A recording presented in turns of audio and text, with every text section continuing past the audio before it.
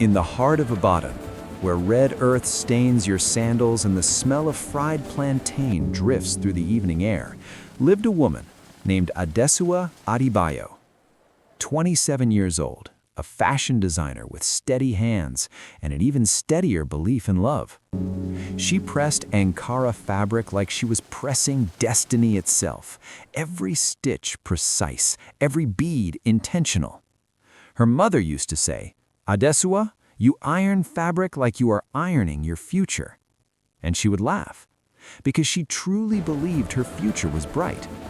She was about to marry Femi Balogun, handsome, ambitious, from a wealthy family, the kind of man mothers proudly introduced at weddings.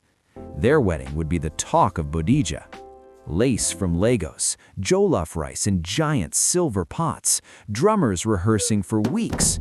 It was supposed to be her fairy tale. But 2 weeks before the wedding, something changed. Femi grew distant. When she asked, he smiled. "It's just business. You worry too much." Her best friend warned her quietly. A lizard that falls from the Iroku tree nods its head as if nothing happened. But love makes you defend what might hurt you. And Adesuwa chose trust. She had no idea that trust was about to shatter. Wedding day. The church was full, cameras flashing, choir singing.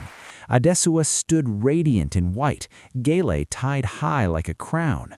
But the groom was missing. 30 minutes passed. An hour. Whispers filled the church like smoke. Then her best friend rushed in, phone trembling. "Adesuwa, you need to see this."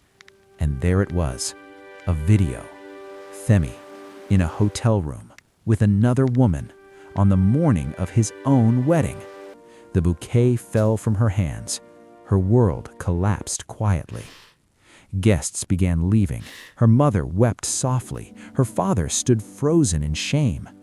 But Adesuwa did something no one expected.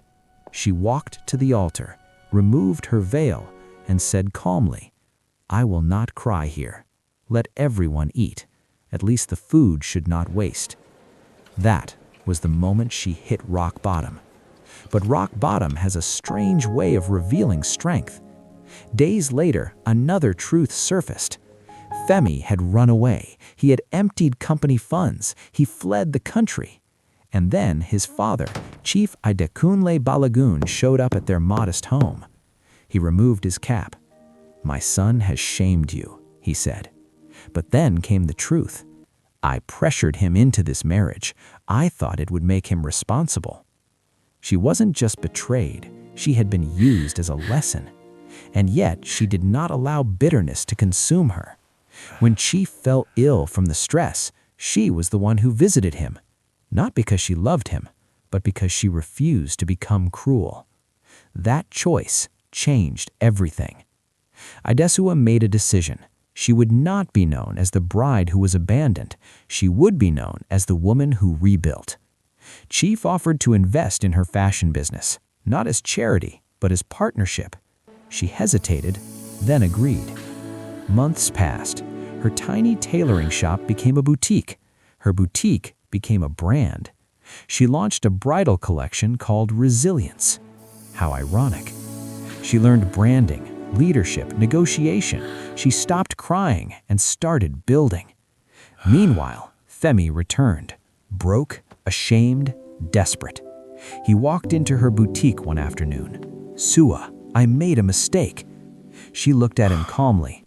"You didn't make a mistake. You made a choice." He begged for money, for forgiveness, for another chance. She said no, not out of revenge, but because she no longer needed him. That was the true transformation. She didn't hate him anymore. She had outgrown him.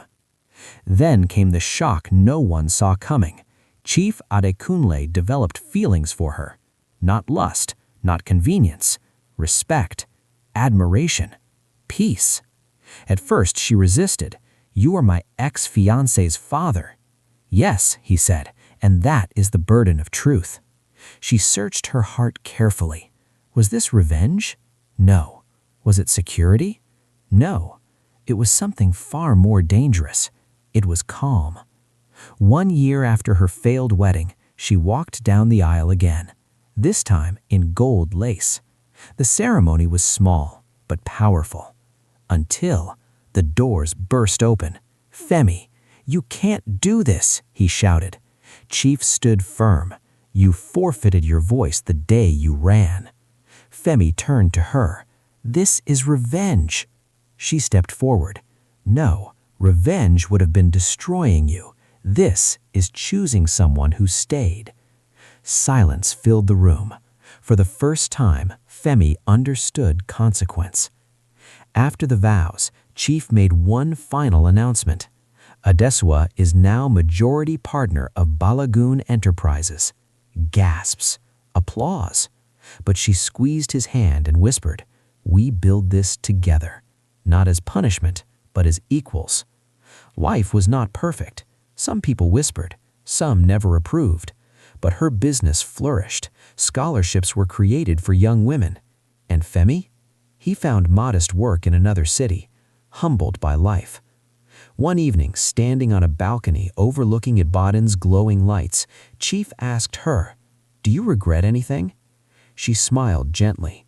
"If he had not betrayed me, I would never have discovered who I truly am." There is a Yoruba proverb, "When the wind blows, you see the fowls behind." Adversity reveals character.